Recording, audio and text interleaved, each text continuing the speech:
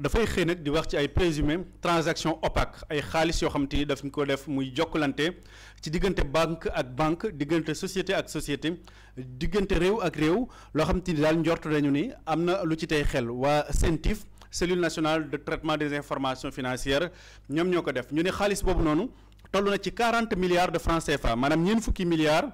ay nit ñoo xam te ñu ngi bàyyikoo ci réew bu Inde ñoom ñoo ko def donc ñu njort ni kon def nañ luy niroog blanchiment d'argent maanaam lewal xaalis boo xam te ni setal xaalis bu lewut wala fraude fiscale loolu mooy li nga xam te ni moom la Libération wax donc ñi nga xam te ni ñoom lañ ciy topp également am na ci ku wuyoo ci turu Rachid Diène moom mooy gérer société bi nga xam te moom la ñuy woowee Prime Suarl ak koo xam te mu ngi tudd aussi turu Arun Kumar Diène moom itamit moo nekkoon gérant bu société Prime Suarl ak Sachdeva Neeraj moom itamit nekkoon gérant ak actionnaire bu société bi nga xam te moom la ñuy woowee San Suarl donc ñetti nit ñooñu la ñu jàpp ni kon def nañ ay transactions financières yoo xam te nii tey na xel waa CENTIF ñu def ko ci yeneen i réew yoo xam te ni nekkuñ ci biir Sénégal te ñoom ay commerçant lañu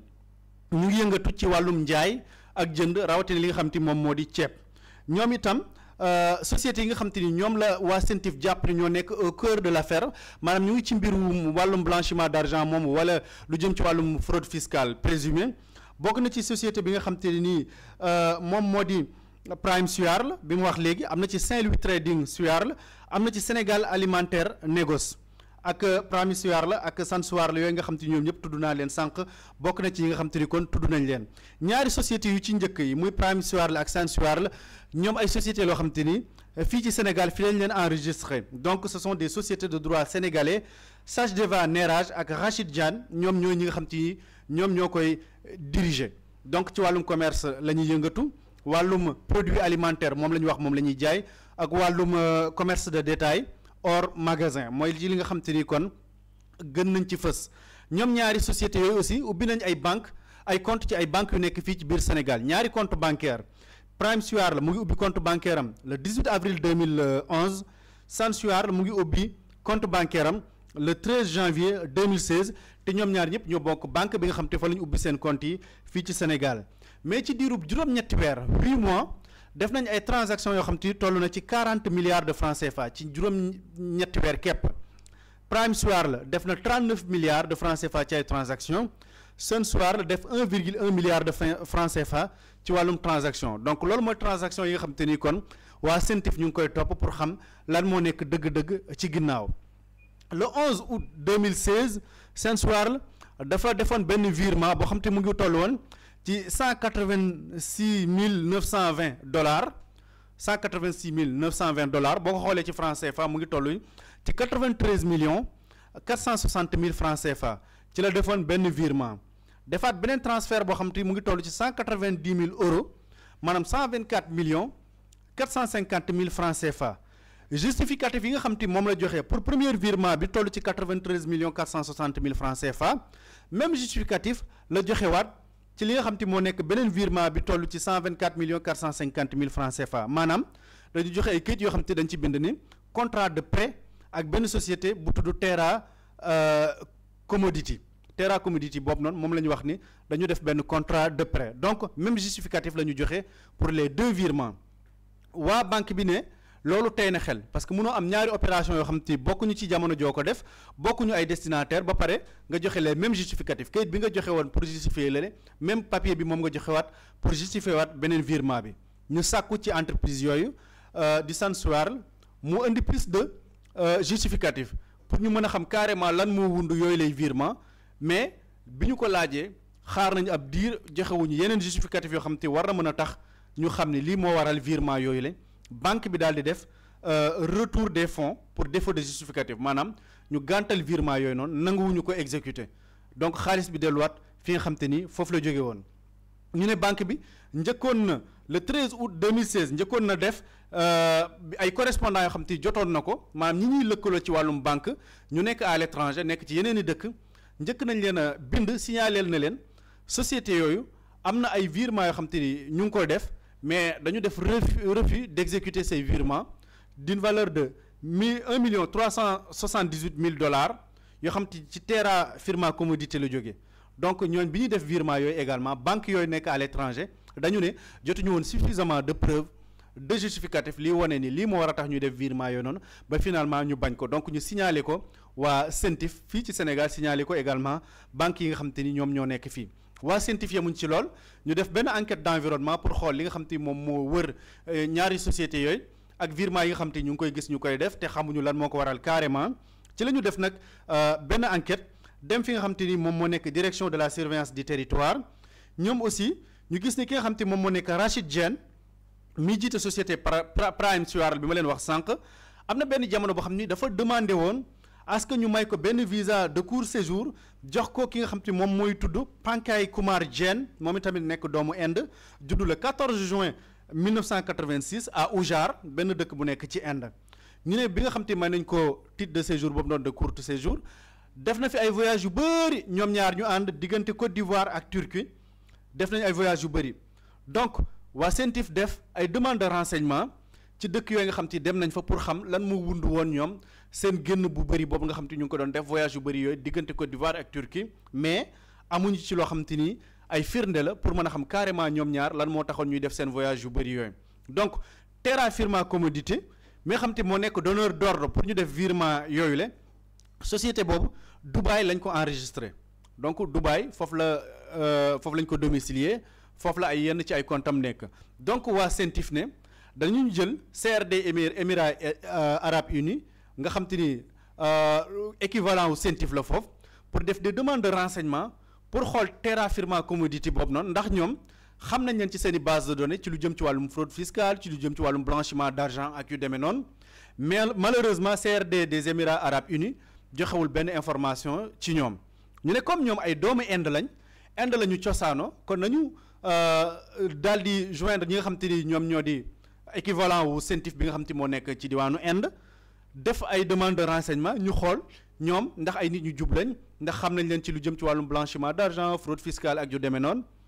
ñoom tontu nañu waa CENTIF mais li nga xam te moom la ñu wax ñoom mooy amuñu ci seen base de données luy renseigner que ni ñii dañuy nekk ci wàllum blanchiment d'argent fraude fiscale mais nag terewul gis nañ benn xaalis bu bëri boo xam te ni bàyyi ko na Sénégal dem ci réewu Inde ci ay sociétés yoo xam te ni ay sociétés indiennes lañ yu nekk ci réew boobu noonu xaalis bi bàyyi ko ci ñoom fii ci Sénégal ñu viré leen ko ca ci luy tolloog 694 millions 841 mille 685 francs CFA loolu mooy li nga xam te jox nañ ko renseignement waa Inde jox nañ ko renseignement waa CENTIF bu Sénégal ñu ne nag CENTIF yemul foofu dem na renseigner wu au niveau du fisc également pour xool comme ñii def nañ ay transactions yu toll nii presque 40 milliards de francs CFA ak yeneen transaction yoo xam te ni ay banque def nañ ko signaler ne leen am na ci yoo xam ni sax dañu ko rejeté nanguwuñ ko parce que ñoom nanguwuñu joxe assez de preuves de justificatifs yu wane ni lii moo tax ñuy def virement yooyu la kon ñu ne nañu dem au niveau du fisc ñu def seen enquête foofu également xool ndax ñoom seen i déclaration mu ngi à jour ak yu demee noonu bi ñu demee au niveau de la DGID direction générale des impôts et des domaines ñu daal di leen informer que ne leen nit yi nga xam te tudd nañ leen ci biir mbir mi ñoom ñu du ñoo xam te ni xam nañ leen ci wàllum impôt wala wàllum fisc mais sociétés yi nga xam ci déclaré nañ leen nag yu ci demee ni Prime Suarl ak San Suarl ñoom xam nañ leen bu baax a baax parce que ñoom ñu ngi leen immatriculé au niveau de la direction des grandes entreprises ak au centre des services finance de Grand Dakar foofu lañ leen enregistré loolu la waa DGID wax mais mbir bi nga xam te ni moom moo ci ñuul mooy que ni amul benn déclaration boo xam te ni def nañ ko ci lu jëm ci wàllum impôt wala wàllum fiscalité déclaré wuñu dara yemuñu foofu mooy seen compte d'impôt dañu ko fermer bu yàgg dañu ko tëj donc ñoom amul leen loo xam te ni déclaré nañ ko deux sociétés yooyu noonu également am na ñaari opération yoo xam ni jot nañu ko def ci seen existence bu ci demee ni Prime Suarl moom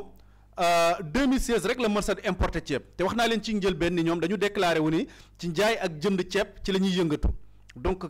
Prime Suarl boobu noonu 2016 kese la mës a importer ceeb fii ci Sénégal ceeb boobu mu ngi ko jëlee woon ci Inde xayma gi mu ngi toll woon ci 4813 tonnes 568 kilogrammes bu ñu ko xaymaa ci xaalis ceeb boobu noonu njëg gi dafay toll ci 613 millions 557 mille 712 francs CFA donc sore na lool ak 39 milliards yi ñuy wax ni jot na ko def ci wàllum transaction beneen entreprise bi di San Suarl moom li nga xam te jot na ko importer ci ceeb toll na ci 18 892 tonnes 630 kilogrammes mu ngi ko jëlee diggante Inde ak Paraguay andi ko fii ci Sénégal en 2016 2018 2019 ñu ne loolu boo ko xaymaa toll na ci 3 milliards 50 millions 362 mille 247 francs CFA moom également sore na ak li nga xam te ñu ngi ko ciy tudd ci wàllum xaalis ñu ne amul diggante 2020 ba jàpp 2021 ñaari sociétés yooyu defuñu benn activité maanaam importé wuñu ceeb andi ko fii ci biir Sénégal amuñu benn déclaration fiscale bu ñu defuñu déclaration d'impôt sur les revenus alors que am nañu ay firnde yuy wane ni ñoom ñu ngi def ay transactions commerciales ak financières ba di ko jokkalante ak yeneen sociétés yoo xam ne sax ñu ngi nekk à l'étranger te du benn yoon boo xam te kon am nañ séqalante ak waa impôt wala waa fisc fii ci biir réewum Sénégal ñu ne transactions yooyu nga xam te def nañ ko aussi respecté wuñu yoon parce qu'ils sont méconnus ci li nga xam te moo nekk réglementation de change ci lu concerne lu jëm ci wàllum relation financière extérieure maanaam boo dee société fii nga jële xaalis fii di ko yóbbu ci beneen réew rawatina nag devise yi bokkul am na loo xam te ni moom la ñu tënk ci wàllum réglementation société yooyu noonu amul leen loo xam te ni respecté nañ ko ci lépp loo xam te neel na ay codes yoo xam te UEMOA tëral na ko également ci lu jëm ci wàllum commerce lu jëm ci wàllum xaalis yu ñu jokkalanteeg yooyu noonu yépp amul ci leen loo xam te kon société indienne yi nga xam te tudd naa leen respecté nañ ko ci encore une fois lu jëm ci wàllum justification xaalis yi nga xam te ni ñu ngi koy def muy transiter dëkk ak dëkk loolu également du ñu joxe firnde bi nga xam te ni moom moo ko waral CENTIF ni loolu moo tax sax am na ay banques yoo xam te ni virement yi ñu doon def banques yi dañu ko bloqué ba pare signalé ko nanguwuñu ko yenn ci dañu jël xaalis bi fa ñu ko jëlee woon pour def virement bi dañu ko fa delloo parce que y a pas assez de preuves donc loolu moo tax waa CENTIF jàpp ni kon ñii y a assez d'indices et d'éléments yu war a mën a tax ñu njortu ni kon dañuy def blanchiment d'argent dañuy def fraude fiscale te war nañ leen mën a topp ci loolu noonu gën a yaatal enquête bi ndax gis nañ ni bu saa ñu saytoo rek dañuy gis mbir yoo xam te jaarul yoon donc loolu mooy li nga xam te ni indi woon nañ ko tey ci la une du jour nekk 40 milliards de francs CFA yoo xam te nii ay opération suspecte la waa CENTIF ñoo ko décelé mu concerné ay sociétés yoo xam te société indienne lañ nekk fii ci Sénégal di jokkalante ak yeneen i dëkk yoo xam te ne nii voilà gis nañ ni ñu ngi fay jéem a yóbbu xaalis donte sax parfois du antu parce que ñi nga xam te ñoo di banques yi dañuy jàpp ni daal xaalis ba tey na xel soxna Aminata. am na solo Ismaïla Seck Boury ban jàngat ngay daal di def par rapport ak 40 milliards yi nga xamante ne CENTIF dafa daal di gis rek ne xel daf ci daal di tey. waaw jàngat bi ci d'abord il faut saluer l'énorme travail bi nga xamante ni CENTIF mené na ko dans ce dossier là parce que même des saisies ou bien même des interpellations ont été menées au niveau international pour savoir derrière les activités de ces entreprises sax laa mën a wax lan moo ci tegu et comme Seck l'a expliqué je pense que y a plusieurs éléments yoo xam ne boo ko jëlee dans cette enquête mënoo ko tuddee lu dul blanchiment d'ailleurs parce que blanchiment c'est tout simple tu déclares une activité lii laay def au fond quand on procède à des vérifications on sait que activité bi nga déclaré defoo ko wala sax da ngay mbubboo beneen activité am na sax ñoo xam ne ils sont dans ces activités là activité bi dañ koy exercer tey on parle de waa ji dafay importer ceeb alors que boo xoolee ceeb bi mu jot a importer ak la valeur des transactions mais sore na trop c'est-à-dire que ceeb bi dañ ko doon mbubboo damay mbubboo jaayum ceeb pour mën a def blanchir de l'argent et loolu c'est des méthodes yoo xam ni yenn gars yi nga xam ne dañuy blanchir dañ ciy yëngu mais boo xoolee aussi man li ma ci beneen chose bi ma ci nemmeeku mooy où était passé ñi nga xamante ni nii ñoom ñooy les services compétents pour pouvoir procéder à certaines vérifications parce que vous vous rendez compte que et puis da ngay am justification ou bien preuve que ni pourquoi certains rapports considèrent Sénégal comme benn paradis fiscal comme Sénégal comme benn secteur boo xam ne moo gën a gaaw pour blanchir de l'argent tu te dis que avec toutes ces révélations qui ont été faites vous dites que Sénégal depuis plusieurs années benn aljana la pour plusieurs affairistes yi nga xamante ni nii pas affairistes ñiy def des activités légales teg ko ci yoon mais des affairistes des dealers on peut les appeler ainsi quoi des gens yoo xam ne li ñuy nekk c'est pas des choses licites mais aussi même bu ñu implanté au Sénégal paradis bi may wax mooy vous dites que services yi nga xam ne ñoo waroon contrôler peut-être les activités boo defee une déclaration que ce soit les services concernés dans le domaine du monde du travail je parle aussi des services fiscaux tey qu'en est-il de ces services-là durant toutes ces périodes parce que on se dit dans d'autres pays même des transactions banales yoo xamante ni on parle pas de plusieurs milliards mais même des transactions yoo xam ni on parle des dizaines de millions des centaines de millions automatiquement l'entreprise est visée mais fii vous vous dites que on parle des dizaines de milliards 40 milliards mais vous vous dites que y a certains services qui dormaient ou bien activé wuñu leen pour que ñu mener leur travail comme il le faut et je pense que tey avec le nouveau régime il va falloir def raxas bu rëy par rapport à ces activités là toutes ces entreprises yoo xam ni ils sont menées ou bien citées ci ay opérations yoo xamante ni yu suspectes la wala ñoo xam ne ils ont fait des déclarations d'activité parce que c'est pas la première fois depuis la reddition des comptes on entend plusieurs entreprises yoo xamante ni nii xam nga ñuy tuddoon nañ leen sax au moins benn activité mais am na entreprise yoo xam ni li nga dañ koy def sax bi ñu xoolee amul aucune activité am na ñoo xam ne déclaré woon nañu dañuy yëngu dans le domaine de l'importation dédouanement et tout mais bu ñu xoolee y a pas de facture buy justifier que ni ñii importé nañ ne serait-ce que benn conteneur pour mën a indi fii Sénégal ay bagages donc vous vous dites que Sénégal à un moment donné dëkk la woon boo xamante ni nii benn paradis la woon pour des dealers benn dëkk la woon boo xam ni benn paradis la woon pour des gens yoo xam ne yore nañ dañu yor xaalis bu bari bëgg fu ñu ko lewalee ñëw Sénégal implanté wu fu pour seetal xaalis boobu noonu. Et maintenant pour man enquête bi fi mu war a gën a pousser qui protéger ces gens là est-ce que dafa amoon ñu nekk seen ginnaaw xamaguñ mais peut-être après avec les études ou bien les enquêtes poussées yi nga xam ne war nañ ko ci mëne dina leeral lu bëree bëri. et puis comme li ngay wax sax am na ci rapport bu ñu fi doon lire jamono yi la ci ginnaaw ñoom déclaration d'activité bi commencé nañu jot ay xaalis des millions des milliards def ay virements ak yooyu yëpp te déclaré gu ñu activité seen activité commencé gul activité bi ñu déclaré commencé gul donc le problème mooy pourquoi ñoom. bu ñu amee xaalis boo xamante ni xëy na tey na xel ak yu demee noonu pourquoi ñu taamu Sénégal ñëw fi ni implanté wu fi pourquoi également transaction yu mel ni yëpp dem pour société boo xamante ni ay compte impôt daf ko tëj maanaam loolu dafay tekki ni kon ñoom amatuñu activité parce que amul leen loo xam te warloo nañu ko ci wàllum impôt wàllum fiscalité ak yooyu donc tëj nañ seen i compte terewul ñu ngi def autant de transactions activité bi ñuy wax ni buri wax na ko première société bi 2016 la mës a importé ceeb 2016 la importé ceeb importé waatul ceeb te valeur bi nga xam ci moom mooy valeur u ceeb boobu na soree na torop ak valeur u transaction yi nga xam ci def na ko donc nag pourquoi Sénégal nekkoon dëkk boo xam ci dëkku naataangale woon ci yooyu lu tax loolu feeñul woon jamono boobu yëpp pourquoi maintenant ndax dañoo am des gens yu leen di protéger comme li nga wax ñan ñoo leen garantir woon que Sénégal bu ngeen fi ñëwee ou voilà peut-être di ngeen nekk en toute quiétude kenn du leen inquiéter mën ngeen continuer def lu leen neex ça aussi war nañ ko xoolaat bu fekkente ni lu am la ñu xool ko et puis saluer le travail de la CENTIF parce que ci biir enquête bi di gis nga ni collaboré nañu ak waa Émirats Arabes Unis collaboré nañu ak waa Inde fépp foo xam te ni jar nañ fa dem rek ñu dem fa wut fa ay information dem nañ fa dafay dalal xel également ci yeneen dossiers yu bari yoo xam